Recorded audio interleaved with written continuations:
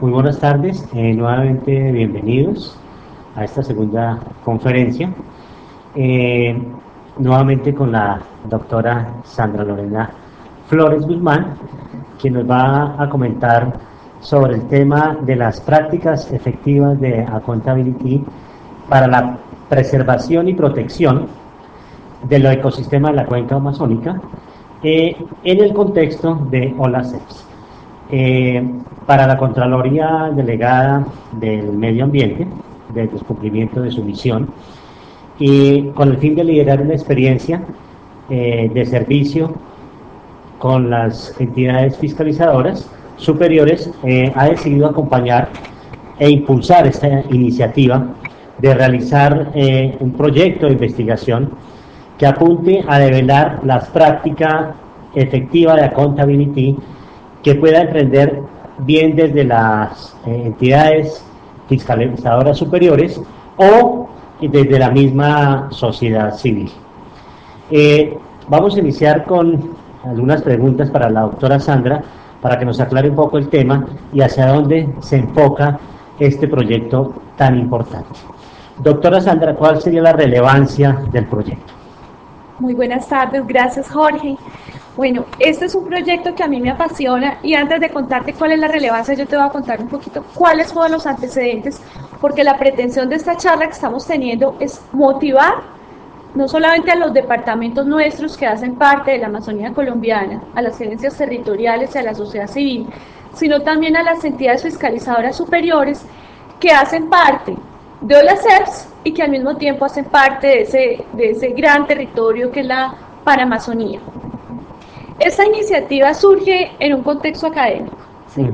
Normalmente para acceder a un título de magíster o a un doctorado, pues se emprende un ejercicio de investigación, pero habitualmente estos son ejercicios muy teóricos que no suelen trascender los anaqueles de las bibliotecas, pero pues ya tenía un factor motivador que era mi amor por la Amazonía, porque me parece que es un ecosistema frágil y vital para el mundo entero, no solamente para los países que hacen parte del territorio, y me quise dar a la tarea de impulsar esta iniciativa. Inicialmente la pretensión era valorar las prácticas efectivas en términos de accountability de la sociedad civil en el contexto de la OTCA, que es la Organización para el Tratado de Cooperación Amazónica.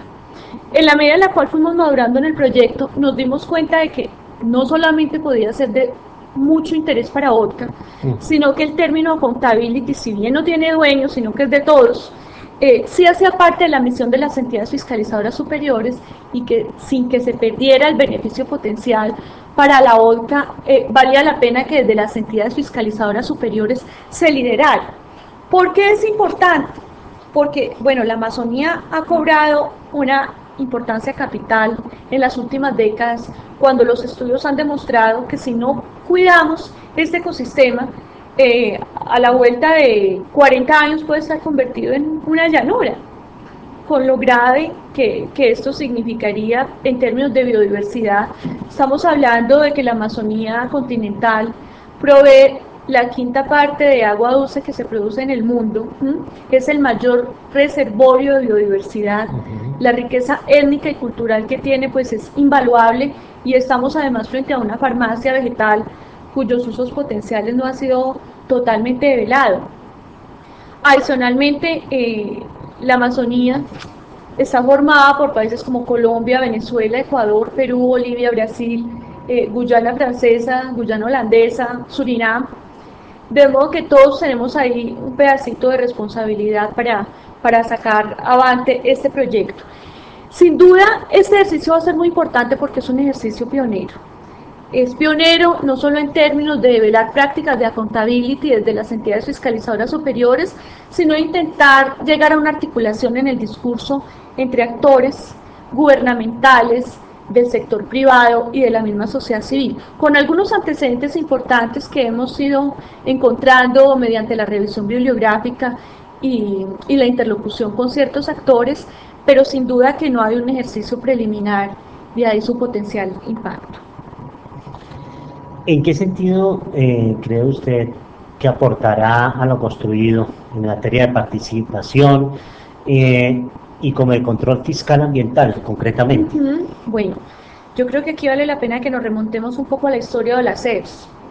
La Organización Latinoamericana y del Caribe de Entidades Fiscalizadoras Superiores nació hacia 1963, pero nació como un instituto de ciencias fiscalizadoras. Se materializó en 1965 y su denominación actual data de 1990, o sea, es una organización, al menos nominalmente, muy joven, que le ha apuntado siempre a tres ejes cardinales. Lo primero es la investigación científica, social, para fortalecer el control fiscal.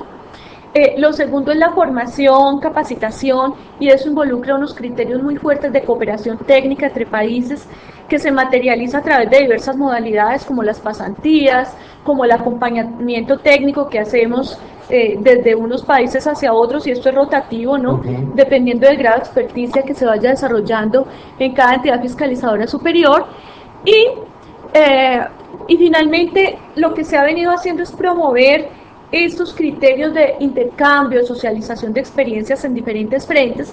De hecho, en la actualidad operan 6 comisiones, ¿sí? Una de ellas es Comtema, que en este momento tiene sede en Argentina, pero existe la Comisión de Ética, de Gestión Pública, Indicadores para la Gestión Pública, para la Participación Ciudadana, que de hecho en la Contraloría dio lugar a un Instituto Latinoamericano de Participación. Ojalá esté en curso dentro de muy poco tiempo para que veamos los resultados. ¿Cuál va a ser la importancia? En cada región, en cada país, hay unas dinámicas muy particulares, desde lo económico, desde lo social, desde lo político, desde lo cultural, pero sin duda que si logramos develar unas prácticas efectivas de accountability promovidas por las entidades fiscalizadoras superiores, vamos a lograr extrapolar en determinado momento, respetando esas dinámicas territoriales, muchas de esas prácticas, ¿sí? Porque no vamos a caer en el grado de especificidad de decir que, bueno, es que en el Putumayo en este momento hay unas actividades que se están llevando a cabo desde la perspectiva de desarrollo sostenible o biocomercio, que son muy efectivas y las vamos a implantar en Manaos. No, aquí estamos hablando de unos factores en común que son mucho más grandes, ¿sí? ¿Cuáles son los mecanismos organizacionales de los cuales se sirve una entidad fiscalizadora superior para lograr esa coadyuvancia, no solamente de la sociedad civil, sino de otros actores involucrados en el diseño institucional? Porque valga decir que ese ejercicio tiene 2 fases. El primero está centrado de manera exclusiva en las entidades fiscalizadoras superiores. Pues como decíamos, lo que vamos a hacer es develar de qué medios se sirven las entidades fiscalizadoras para promover el accountability, no solo el horizontal que ejercen misionalmente, sino el societal para lograr esa confluencia de esfuerzos. Y tenemos unos países de estudio objeto: Colombia, Venezuela, Ecuador, Perú, Bolivia, Brasil, sino que en una segunda fase el ejercicio es desde la sociedad civil, ¿sí? Que era como inicialmente se había planteado, y es, ¿cuáles son esas prácticas que en un periodo de tiempo dado, obviamente nos vamos a centrar en 1995-2010, que es un periodo de tiempo suficientemente representativo, que la CEP ya estaba en marcha, la OCA como instrumento de cooperación técnica y jurídica también lo estaba, entonces coincide con muchos instrumentos democráticos y de integración regional. Y lo que vamos a ver es, desde la perspectiva de sociedad civil, de medios de comunicación, de movimientos sociales, con un énfasis muy especial en movimientos indígenas, qué se ha hecho, y ahí vamos a tipificar, si se puede, unas acciones. ¿Qué es lo más exitoso en términos de impacto sobre la política pública? Las organizaciones permanentes, las coyunturales, si estas acciones son por objeción, por apoyo, si son permanentes a través del tiempo, si son de carácter judicial. Es decir, ya empezamos a hilar mucho más fino y a irnos a la sutileza de este ejercicio.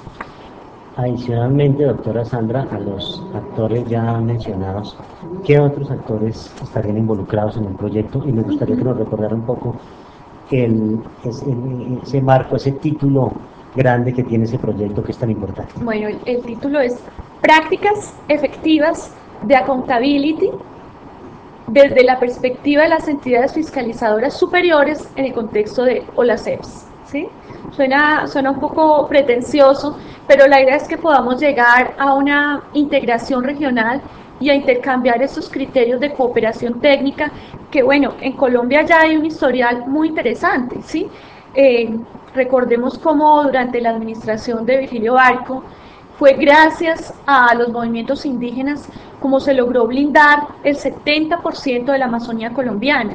Y para que esto se diera, naturalmente había un grupo, un movimiento social plenamente cualificado con el respaldo de un grupo de organizaciones no gubernamentales, pero también había unos espacios de accountability formal que hicieron posible que esto se diera. Permanentemente, cuando uno sostiene interlocución con el director de etnias del Ministerio del Interior, le está contando cuáles son esos mecanismos, no solamente el de consulta previa, ¿sí? Sino el ejercicio de estar permanentemente en comunicación con los pueblos indígenas nuestros para discutir el plan de desarrollo y tener la certeza de que si hay alguna política pública ambiental que esté en contradicción con los preceptos de los pueblos indígenas en materia de conservación ambiental, sencillamente se demanda por nulidad, porque ya hay unos principios claramente establecidos, no solo a nivel nacional, a nivel internacional. Consulta previa, recordemos el convenio 169. Y en tiempo, ¿cuándo podremos tener ya resultados de esa primera fase? Bueno, entonces, lo que tenemos previsto es lo siguiente: en los próximos días, las entidades fiscalizadoras de Venezuela, Ecuador, Perú, Bolivia y Brasil van a recibir una comunicación emanada por nuestra Contraloría, en donde se hace una solicitud de una información muy concreta. Esta entrevista, si se puede, casi que por medios electrónicos, va a ir acompañada de un instructivo para mayor claridad, y desde luego vamos a ofrecer todas las coordenadas para que nos ubiquen en caso de que haya dudas. Estas charlas van a servir también como un soporte conceptual, y vamos a hacer unas reuniones de profundización. La pretensión es que en octubre, con la ayuda de la entidad fiscalizadora de Ecuador y con la ayuda del Tribunal de Cuentas de Brasil, estemos visitando Ecuador. En Ecuador la pretensión sería reunirnos con COICA y con la entidad fiscalizadora de este país que en este momento preside la OLACEPS y que seguramente va a tener mucho que contarnos. Son muy jóvenes en la presidencia de la organización, pero por lo menos cuáles son esas iniciativas, desde donde la entidad fiscalizadora de Ecuador concibe la integración en términos de cooperación técnica. Y con Brasil hay mucho que hacer en términos de profundización con el Tribunal de Cuentas de la Unión, con UNAMAS, que tiene sede en Belén y que es un actor muy importante. Ahora, cuando me preguntabas, porque es que es el esfuerzo de la academia y hay representación de todas las universidades de todos los países que hacen parte de la Amazonía, ¿sí? De cómo la academia ha ido jalonando la preservación ambiental en la Amazonía. Y también nos reuniríamos pues con ODCA, obviamente, porque es un instrumento de cooperación técnica en Brasil. Allá hay una historia muy interesante porque hay un antecedente del proyecto PPG-7, que también fue una iniciativa multilateral en donde se prestó coadyuvancia técnica y financiera, un proyecto muy ambicioso con muchísimas líneas de trabajo, unos proyectos que finalmente se minimizaron en cantidad, pero que brindaron unos resultados interesantes en términos de participación, en términos de inversión, en materialización de esas acciones de control, como decíamos, desde la sociedad civil. Y es lo que queremos, de lo que queremos nutrirnos.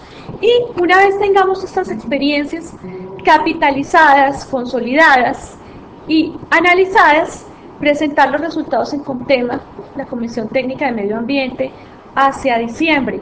Naturalmente que empezaríamos por casa, entonces estaríamos socializando. Hemos previsto que eventualmente desarrollemos un congreso de carácter internacional en el mes de diciembre, en las 2 primeras semanas, y estaríamos socializando estos resultados. Hay un ejercicio participativo que precedió esta fase, que fue una reunión de actores institucionales que se hizo en el mes de mayo. Fue de una gran acogida, se hizo desde la academia, lo hicimos en la Universidad de los Andes. Allí se hizo presente Acción Social, el Instituto Geográfico Agustín Codazzi, el IDEAM, porque eso es un aspecto importantísimo de cómo la ciudadanía está ayudando a generar esa cultura de adaptación frente al cambio climático. Estuvo el Ministerio de Minas y Energía, que allí sí que tenemos que hacer, desde luego el Ministerio de Ambiente a través de su Oficina de Asuntos Internacionales. En fin, la idea es que hay una multiplicidad de actores convocados porque todos los esfuerzos y los criterios de cooperación técnica son absolutamente bienvenidos. En cuanto, digamos, a los productos de esta experiencia, lo que se logre allí, ¿cómo los podemos irradiar a, digamos, a otros países donde estén vinculados las entidades fiscalizadoras y que no pertenezcan necesariamente al área panamazónica? A la cuenca amazónica. Esa pregunta es súper importante, porque esta es una experiencia de una gran relevancia en términos de influencia geográfica, pero que es una experiencia piloto, que perfectamente podemos llevar en términos ambientales a otros ecosistemas. Hace aproximadamente un año, más de un año, tuvimos un encuentro en Colombia, un encuentro internacional con las entidades fiscalizadoras de varios países, y el encuentro giró en torno a la preservación de cuenca amazónica, pero también de acuífero guaraní, ¿sí? Entonces, nos encantaría que estos resultados que se arrojan en esta investigación, en sus dos fases, pudiéramos luego aplicarlos y replicarlos para la preservación del acuífero guaraní. De hecho, la Auditoría General de Argentina nos hablaba de su gran interés en el tema. También en Brasil para la Mata Atlántica, que es un ecosistema muy importante en el cual Brasil ha hecho unos esfuerzos muy significativos. Y en general, valga decir que la accountability no solamente aplica en lo ambiental, ¿sí?, sino también en todas las dimensiones de la política pública. Ya en términos de lo ambiental, hay un estudio muy interesante que está haciendo, que tiene que ver con el derecho al agua. Vieras la cantidad de experiencias en Asia, en África. Entonces, realmente hay unas experiencias pioneras y una teoría que fundamenta el quehacer de la accountability y que nos puede ayudar a fortalecer muchísimo el accionar de las entidades fiscalizadoras superiores, porque indiscutiblemente que aquí hay que innovar de manera permanente, ¿sí? El año pasado, en agosto, entre el 10 y el 12, hicimos un encuentro de control social y participación ciudadana que se generó desde la delegada de participación. Y era muy interesante, haciendo un sondeo con las embajadas, ver cómo, independientemente de que el control que la entidad fiscalizadora promoviera fuera ex ante o ex post, finalmente concluíamos exactamente en lo mismo. Necesitamos fortalecer el accountability social, o bien para fortalecer esos consensos sociales que hacen que las acciones ex post sean lo de menos, o al contrario, esas acciones de accountability horizontal para que permeen todo el accionar gubernamental.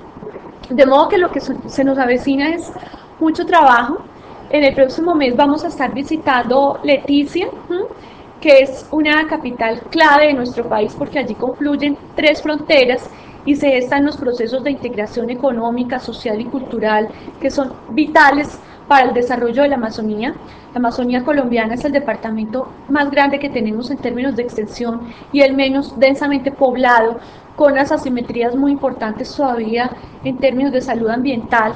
Y ahora voy a hacer un paréntesis para tocar un poquito de cuáles son los pilares que vamos a develar en las experiencias.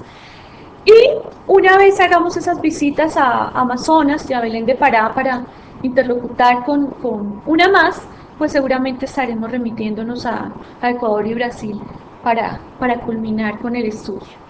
En términos metodológicos es importante tener claro qué es lo que se va a hacer. Y es que las experiencias de accountability para el desarrollo de la Amazonía son múltiples. De hecho, si tú lees la agenda estratégica de ODCA, es inmensa y ellos tienen 5 coordinaciones temáticas. Hablar de turismo y desarrollo sostenible, de salud ambiental, de pueblos indígenas, de fauna, de protección del ecosistema. Entonces, desde el punto de vista investigativo, teníamos que confinar un poco nuestro universo, así que nos vamos a centrar en las acciones que dijimos en el lapso de tiempo determinado, que apunten a 3 ejes. A salud ambiental, o sea, ¿qué acciones se han desarrollado para permitir que haya mayor calidad de salud, no solamente individual, sino también colectiva? ¿Sí? De ahí estamos hablando desde la perspectiva de salud pública. Desde el quehacer de movimientos indígenas, con especial énfasis en los pueblos indígenas, y acciones propiamente dichas para la preservación del ecosistema, es decir, ¿cómo hacemos para minimizar la degradación, para frenar que ese desarrollo sostenible, esas locomotoras, tienen que apuntalarse en unos principios de largo plazo, definitivamente? Hay una definición muy interesante del BID, de desarrollo sostenible, y es que no puede apostar los recursos de las futuras generaciones, la sostenibilidad del planeta mismo, y aquí hay unas lecciones muy importantes para aprender de nuestras etnias. Entonces esos son los tres pilares en los cuales vamos a enfocar las experiencias que vamos a develar en ese periodo de tiempo dado.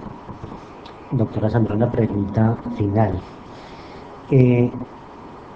¿Cómo podrían vincularse las entidades fiscalizadoras superiores de esa gran área de influencia de nuestra cuenca al tema del proyecto? Al proyecto, bueno.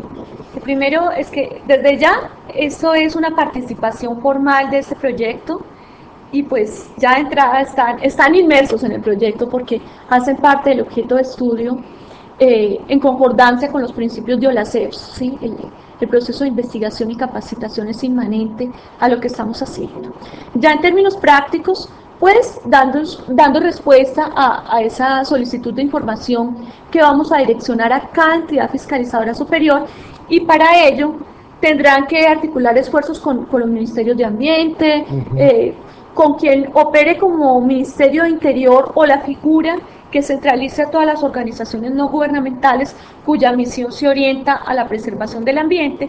Y hay una colaboración muy particular que le solicitamos a la presidencia de OLACEPS, a la entidad fiscalizadora superior de Ecuador, y es la colaboración ya, porque eso implica una dinámica, es decir, necesitaremos visitar la entidad fiscalizadora en octubre, es decir, tenemos un cronograma estricto y nos encantaría que nos ayudaran a cumplir con estos plazos, porque se trata de darle una aplicación lo antes posible para poderla irradiar a los demás países. Finalmente la OLACEPS no es una isla, la OLACEPS tiene unos niveles de comunicación muy altos con INTOSAI, la Asociación de Entidades Fiscalizadoras del Mundo, las entidades fiscalizadoras de Arabia, de los países árabes, de África, de Asia. Entonces casi que estamos hablando de un proyecto que puede tener unas repercusiones de lo local a lo global, ¿sí? Ahí estamos hablando de lo local. ¿Y contamos con un correo electrónico o directamente con las redes? No, inicialmente vamos a recurrir al correo de la Contraloría Delegada para el Medio Ambiente, al tuyo, que sería por los estudios sectoriales, ¿sí? Bueno. También podría ser un correo personal, porque los correos de la Contraloría fácilmente se colapsan, entonces desde ya voy a anunciarlo. Es un correo personal, es S de Sandra, L de Lorena, Flores con Z, G de Guzmán, @yahoo.es. Repito, slfloresg@yahoo.es. Les vamos a hacer llegar el link de estas conferencias, que también van a estar colgadas en la página de la Contraloría, y esperamos a la mayor brevedad posible la comunicación del Tribunal de Cuentas de la Unión y de la Contraloría de Ecuador para que podamos hacer operativa estas visitas y hacer una agenda, y así el tiempo sea optimizado al máximo. Bueno, muchas gracias. Igual pues nos pueden escribir al correo jecruz@contraloriagen.gov.co.